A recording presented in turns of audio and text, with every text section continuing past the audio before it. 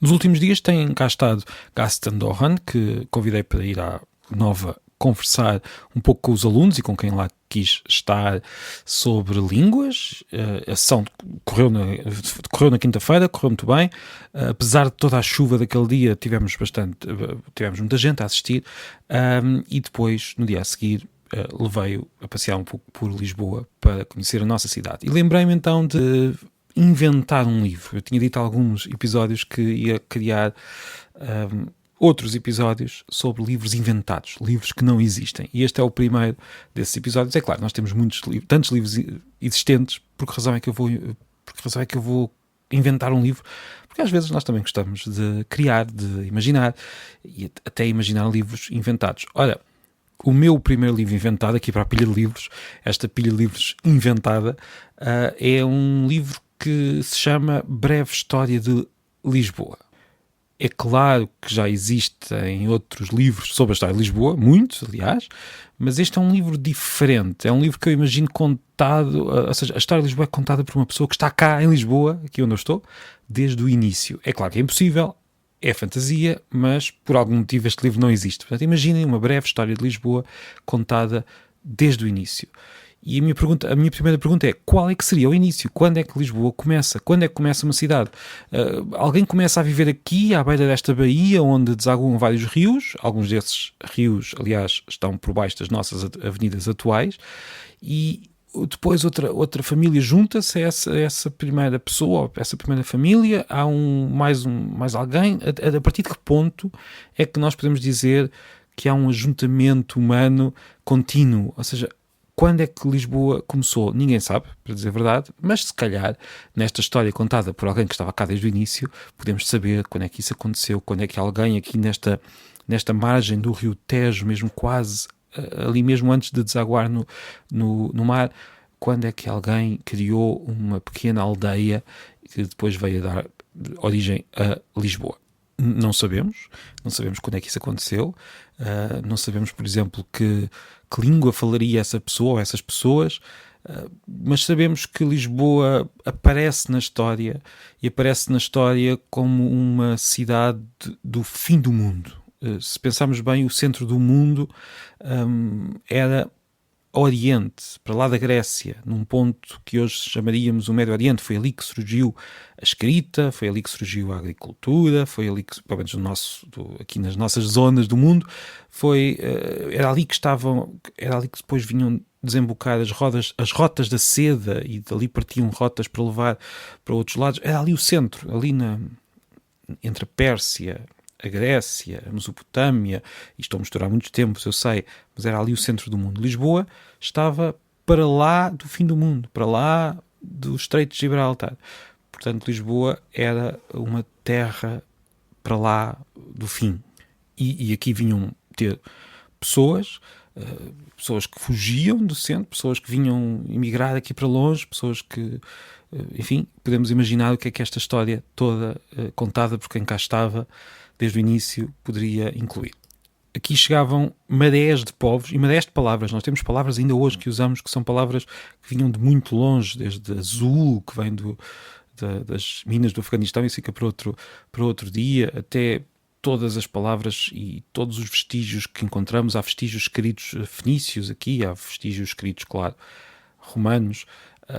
Lisboa recebia estas marés de povos e de palavras. Depois a história começa a tornar-se um pouco mais clara.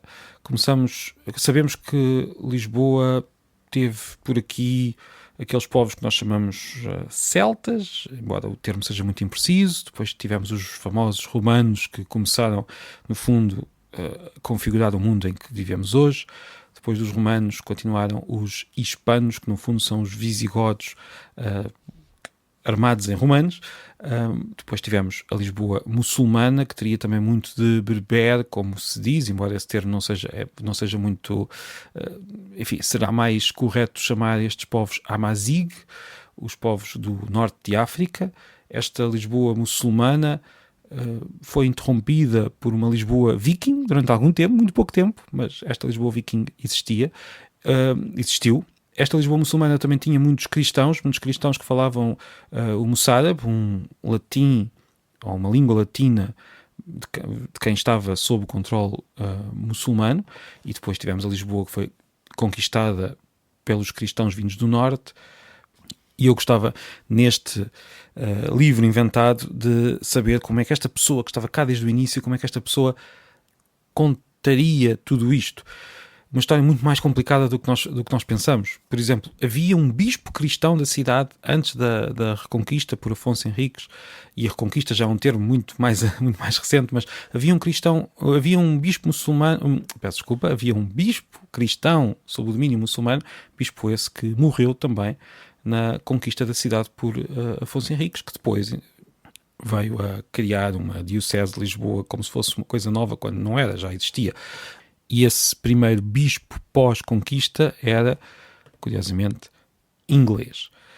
Ora, esta cidade que estava no fim do mundo, como nós vimos, esta cidade que andava aqui a ser trocada entre vários povos, com uma população que talvez até não mudasse assim tanto, uma população que continuava a viver o melhor possível sob cada um dos vários senhores, esta cidade, de repente, com a chegada à Índia dos portugueses, de repente deixou de estar no fim do mundo e passou a estar no centro do mundo durante algum tempo.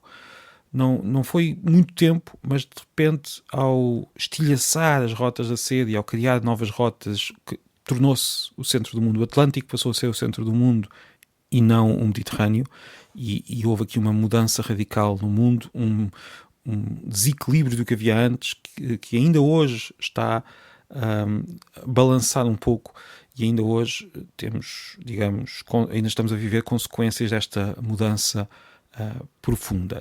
Por estes tempos tínhamos os nossos reis, tínhamos também os escravos que para cá vieram, tínhamos tudo o que vinha aqui parar a Lisboa, que era o novo centro do mundo. Um centro do mundo que foi abalado, literalmente abalado pelo terremoto, que foi um dos elementos que tiraram de novo Lisboa do centro do mundo. Não para ficar no fim do mundo, como tinha estado antes, mas para ficar aqui numa espécie de periferia de um centro assim um pouco mais vago, e é por aí que ainda estamos. Lisboa começou por ser o fim do mundo, passou a ser durante algum tempo o centro do mundo, e depois acabou por ser uma cidade na periferia, uma cidade com um certo sabor de alguma coisa que já passou, mas que ainda hoje aqui está, cada vez maior, para dizer a verdade, maior do que era quando era ao centro do mundo.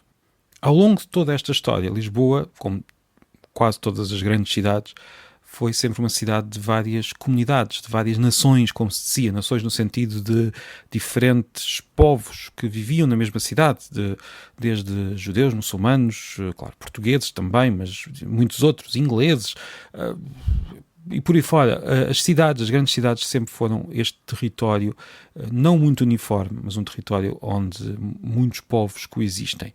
Esta ideia de que há uma identidade nacional por trás de cada cidade é muito recente, não é assim tão antiga.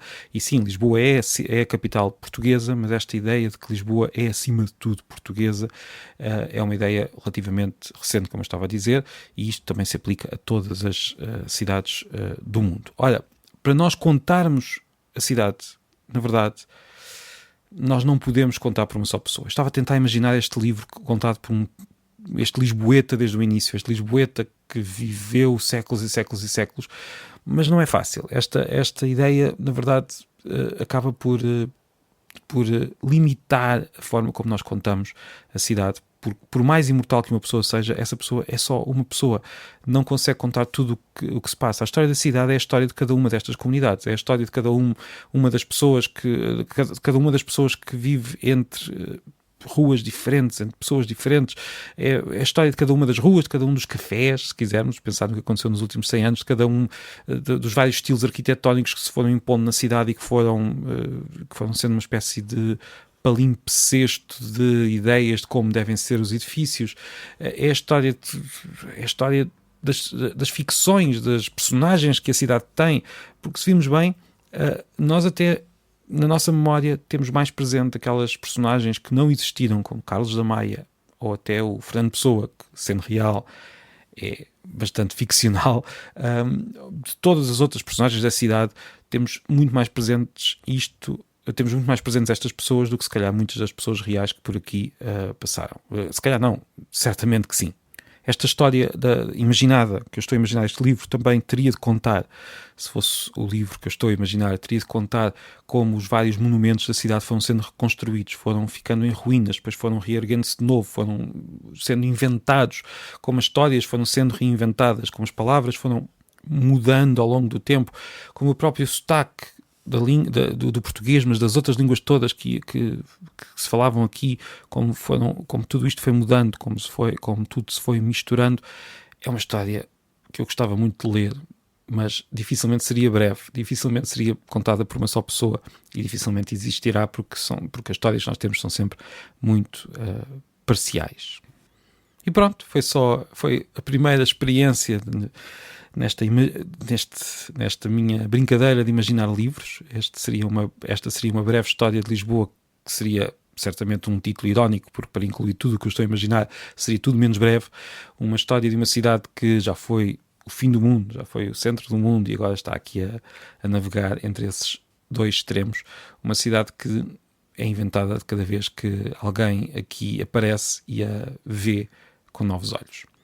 E já agora, a Pilha de Livros está agora também no YouTube, não com vídeos, mas com o som de cada um dos episódios, porque o YouTube está a substituir o Google Podcasts, que era uma das plataformas onde várias pessoas ouviam este e outros canais, e como o Google Podcasts vai desaparecer, o YouTube passa a ter lá de cada um dos episódios. Portanto, sem vídeo, são imagens paradas, mas o som está lá e até se pode ouvir em legendas, até se podem ler as legendas, que são criadas automaticamente, mas podem ajudar de alguma maneira. Espero que tenham gostado desta ideia de um livro inventado. Eu vou tentar inventar mais livros. Vamos ter uma pilha de livros imaginária ao lado da pilha de livros real de que tenho falado ao longo destes meses. Muito obrigado e até amanhã.